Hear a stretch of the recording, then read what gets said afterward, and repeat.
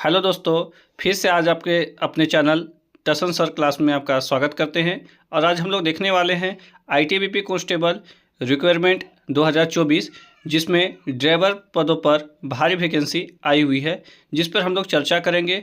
और साथ ही अगर आप हमारे चैनल पर नए हैं तो कृपया लाइक तथा सब्सक्राइब कर दें, ताकि नए नए इन्फॉर्मेशन और नोटिफिकेशन को मैं आपके सामने प्रस्तुत कर सकता हूँ। चलिए बिना देर किए हुए वीडियो को आगे की ओर चलते हैं और हम लोग देखते हैं कि इसकी डिटेल क्या क्या है, कौन कौन लोग इसको फॉर्म को अप्लाई कर सकते हैं। चलिए, हमारे जो पद है वह है आईटीबीपी कांस्टेबल ड्राइवर रिक्वायरमेंट 2024, जिसमें टोटल 545 पदों पर वैकेंसी निकाली गई है। यह अपडेट 8 अक्टूबर 2024 को ही आ गई है।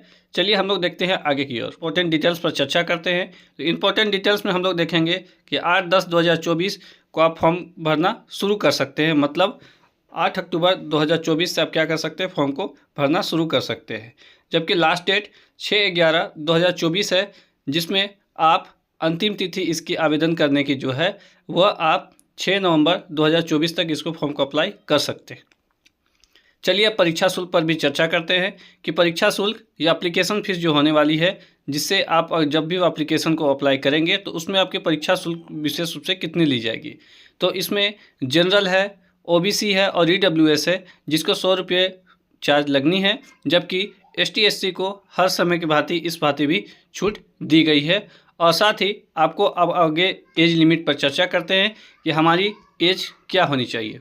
मिनिमम एज 21 वर्ष होना चाहिए, जबकि मैक्सिमम एज 27 वर्ष तक होना चाहिए। मतलब 21 वर्ष से लेके आप 27 वर्ष तक फॉर्म को अप्लाई कर सकते हैं। और यह भी बतला दें कि जनरल को छोड़कर ओबीसी और ईडब्ल्यूएस के लिए विशेष रूप से 2 वर्षों की छूट दी जाती है। और एसटी और एससी कैंडिडेट हैं वह 5 साल के लिए छूट दी जाती है। अर्थात यह भी बता दें आपको एक अधिसूचना के रूप में कि आप ध्यान में रखिएगा कि अगर आपके चरित्र अच्छी है, किसी प्रकार से कोई आपके नाम पे एफआईआर दर्ज नहीं है, तभी आप इस फॉर्म को अप्लाई कीजिएगा, अन्यथा नहीं कीजिएगा। चलिए अब हम लोग क्वालिफिकेशन पर चर्चा करते हैं। तो हमारी जो क्वालिफिकेशन होने वाली है वह 10th होनी चाहिए। अर्थात कहीं से भी आपको क्या होनी चाहिए, मतलब माध्यमिक परीक्षा से आपकी पास होनी चाहिए, मतलब मैट्रिक एग्ज़ाम पास होनी चाहिए। और साथ ही आपको यह भी बतला दें कि दूसरी जो कागजात है उसमें आपको हैवी लाइसेंस की होनी आवश्यकता है, जिससे आप क्या कर सकते हैं, फॉर्म को भर सकते हैं। पोस्ट डिटेल पर चर्चा करते हैं। तो पोस्ट डिटेल में हम साफ तौर से बता दें कि जनरल के लिए 209 और ओबीसी के लिए 164, ईडब्ल्यूएस के लिए 55, एसटी के लिए 55।